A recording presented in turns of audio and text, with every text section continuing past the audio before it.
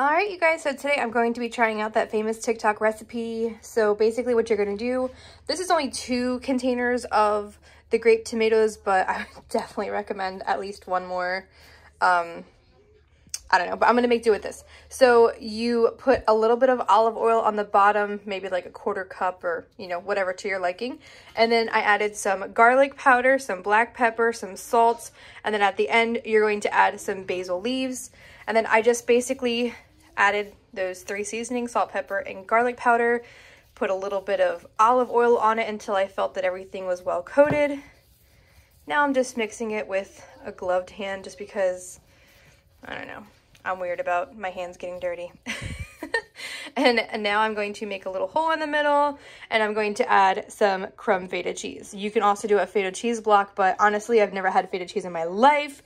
And we are doing this during a pandemic, so we don't go into any grocery stores. And this was the substitution that Walmart gave me for my pickup. All right, so I just went ahead and added 1 5-ounce container of Frigo, whatever, feta cheese. It's already crumbled, not in the block form. And I mean, it kind of seems okay since I didn't quite have enough tomato, but the recipe says to use a block of feta cheese, which is usually around 8 ounces. So I think I'm going to open this one and put a little bit more. Again, I've never had feta cheese in my life, and I just smelled it. I made the mistake of doing that. It smells so funky. I don't even know if I'm going to like this, but hopefully at least my husband likes it. Be right back. All right, so I added the other container. It's a bit excessive, not going to lie. But, you know, it probably should just be like that or even a little bit less. But it's okay. It is what it is. So I have the oven preheated to 400 degrees, and now we're going to cook it, I think she said at 35 minutes. And while I'm waiting for that, I'm going to go ahead and start my pasta. Before I forget, don't forget to add some salt, pepper, and garlic powder, and a little drizzle of olive oil right on top of the cheese before you bake it. So I actually just took it out of the oven. It just beeped. Things are starting to look a little toasty. I just added, I would say about, I don't know, like a tablespoon or so. It looks like a teaspoon. I'm probably gonna add a little bit more. I love garlic. Of minced garlic. Dun, dun, dun, dun. And then I do not have fresh basil. I know I suck. But anyway, here's some dry basil leaves. So I just kind of like, and now I'm about to mix it together. My pasta just beeped, so I'm gonna go ahead and drain that, and I will be back. All right, so while I'm waiting for my pasta to drain an extra second, I have already mixed this together, and it looks good. Maybe it smells good. I'm not big on Italian food. I really love like Alfredo and, you know, stuff like that. And maybe like, what's it called? Steak alla pizzola? Steak alla pizzaiola. I watched the, what's his name? Mr. Pasquale? Mr. Pasquale? Something like that. I'm not speaking Spanish. You know what I'm talking about. I was just watching his live video. Oh my god, I'm such an embarrassment. Anywho, let me go ahead and mix this together. Oh, here. Actually, before I do that, let me show you. I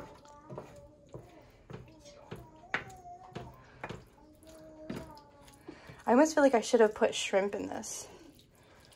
Like made some, not Old Bay shrimp, but like something lightly seasoned and then just done like this shrimp pasta, whatever.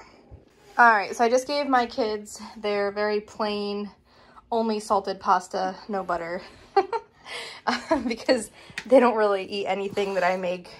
It's a process. We've been working on it for years. So I just added the drained pasta. I don't even know the names of pasta. Is that bad? Is this called rotini? I just call these spirals, squiggy noodles, squiggly. Corkscrews, there we go. We're gonna call them corkscrews. So I think I should have given the kids more pasta because it looks like there's too much in here.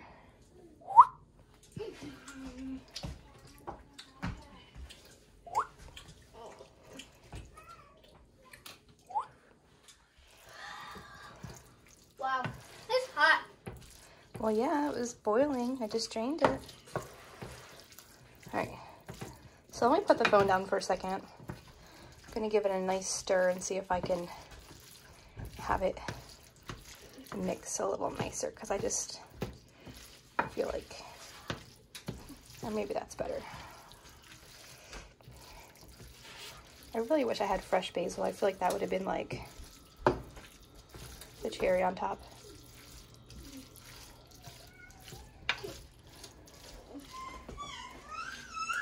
How's your plain noodles? Too hot? Yeah. Yeah. It's very good.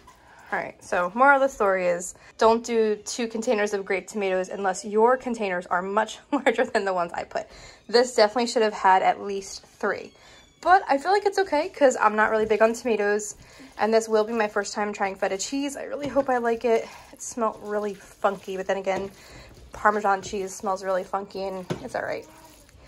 Because obviously that's what's put into fettuccine Alfredo sauce. This actually tastes really good. Just Alfredo sauce. So, be right back. All right, so I know you guys are just dying to find out the results, right? Well, are you ready?